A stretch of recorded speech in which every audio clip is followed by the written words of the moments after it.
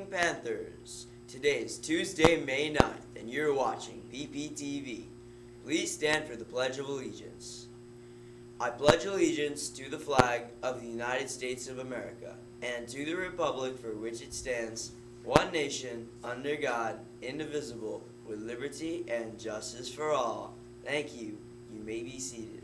Panthers, did you know that on this date in history, the first official Mother's Day was celebrated? Here's Gabby to tell us more. Thanks, Keith.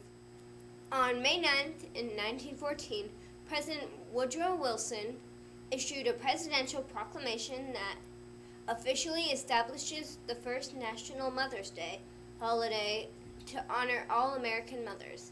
Let's watch this video that tells us more. The ancient Greeks were among the first to pay tribute to Mom, sort of. Their spring festival honored Rhea, the mother of all Greek gods. That holiday didn't pan out. In medieval Britain, servants were given the fourth Sunday of Lent to travel home and spend the day with their moms. This custom was called Mothering Sunday.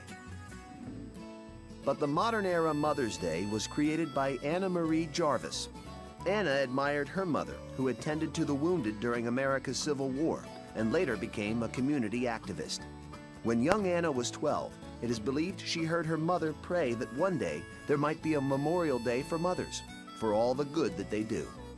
Young Anna never forgot the prayer, and when her mom died in May of 1905, the plan for a holiday was born. On the second anniversary of her mom's death, Anna held a church memorial dedicated to her mother's good deeds. In May of 1908, Anna held another memorial and handed out white carnations, her mom's favorite flower. She contacted Philadelphia philanthropist John Wanamaker, who joined a Mother's Day committee in hopes of honoring all mothers all across the nation. In 1910, West Virginia became the first state to observe the second Sunday in May as Mother's Day. After a fierce letter-writing campaign, Anna got Congress to federally recognize the holiday. And in 1914, President Wilson signed a bill that officially made the second Sunday in May Mother's Day. The holiday was meant to be spent in church. Afterwards, sons and daughters would write loving letters to their mothers. Carnations were worn that day. Pink or red honored living mothers, and white honored moms who had passed. With each year, more and more Mother's Day carnations were sold. And by 1920, greeting card companies got into the Mother's Day biz. Anna was enraged by what she considered a lazy excuse for letters that should be handwritten. By 1924, the holiday creator was so appalled with the commercialization of Mother's Day that she petitioned to abolish it. In 1930, Anna was arrested for disturbing the peace at a Mother's Day carnation sale. Sadly, Anna spent the rest of her life and family inheritance fighting the holiday. She died in 1948, leaving no children to remember her. Since then, Mother's Day has become one of the most profitable holidays for florists and the phone company's highest volume day of the year. This probably wouldn't have pleased Anna, but deep down she would have to be satisfied that on her Mother's Day, millions of moms around the world receive extra attention and well-deserved hugs. Panthers, now it's time for school news you can use. Our Panthers on a Roll party will be held on Friday, May 12th. You must be referral-free from today until the day of the party. The SGA will not be meeting today as scheduled.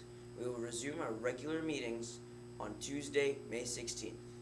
Super SIU will be meeting on Thursday, May 11th from after school. Please join us to see the zebrafish and begin forensics. Panthers, did you know that May is Asian American and Pacific Islander Heritage Month? We are looking for Asian American and Pacific Island students to be a part of our assembly. If you're interested in performing a song, dance, or skit as a part of the assembly, please see Ms. Keller in room 1314, Ms. Knoll in room 2006, Mr. Gerda in room 1011, or Ms. Graham in room 2036. It's a great way to celebrate your heritage. It's almost time for the Parkland Players production of Beauty and the Beast. Join us May 18th and 19th Tickets are on sale in the cafeteria during all 3 lunches. If you wait and buy tickets at the door, the price will be $7 for students and $10 for adults. Panthers, here's Gabby with a special story about a successful business right here in Wheaton. Thanks, Keith. Friendly Faces Barbershop in Westfield Wheaton Mall teaches its barbers a very special skill. This is cutting the hair of children with autism. Let's watch this amazing story. Say the zero all over. Or shim it. Friendly Faces Barbershop and Salon may look like your average shop when you walk through its doors. At first glance, there's nothing distinct about it. But this business equips its barbers and stylists in its kitty salon with a special skill you will not find in many other shops. Mr. Dills, haircut. Come on up. I wanted to find someone who took him in with open arms, someone who just actually jumped into his world. Good job. Barber Tyrone Davis would be that person Shantae Harris would teach to connect to her son's world. Dylan was a healthy baby, developing on track.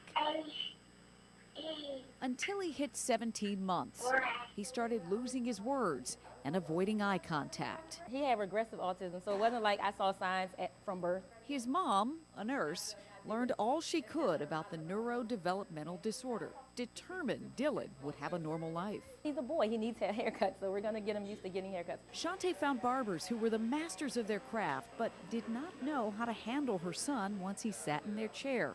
That experience gave her the idea to create a training program. The objective today is really to identify the signs in people with autism and then what it may look like at the salon, in the barbershop. That empowers hair care professionals with the knowledge and skill to service customers on the autism spectrum. Making the child or adult feel safe first. So turning on the water before they actually lay in the chair so that they're not laying there and the water's just hitting them all at once. It may sound like a train in their ear. So it's sensitivity, and so turning the pressure down a little lower or just giving them a warning that this water is gonna be loud. Grab right here. There you go.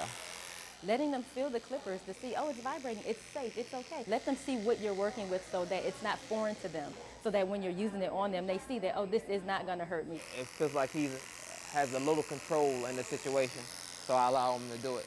Even though he's really not pushing the clipper at all, it just helps him feel comfortable. Tyrone Davis has been Dylan's barber for 7 years. And there's still things that we figure out along the way. And I'm willing to learn, and I'm willing to adjust. Davis knows to look for certain signs, such as limited speech, repetitive behavior, hand flapping, or an inability to process social cues, some of the characteristics of autism. I know, it's a little scary and new, but it's okay. She's a little anxious, as am I, but I think that what calmed her was I let her play with the water. Dakita Brown's daughter is on the autism spectrum too. She wears noise-canceling headphones to her first visit to Friendly Faces to tamp down on the loud noises she's sensitive to.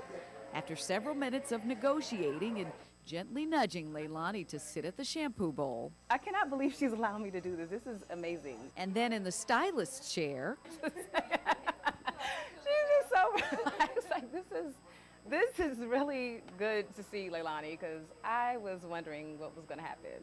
I would never have brought her to a salon in the mall just because I wouldn't think that we were accepted. So knowing that this program is here, it allows us to come and to give it a chance. Get back here. Turn. Lean. There you go. Big boy. The importance of continuing to make people aware and make people sensitive to what the needs are of the children and parents in the special needs community is so important to me. All done, Dills. Good job, man. Wish these Panthers a very happy birthday.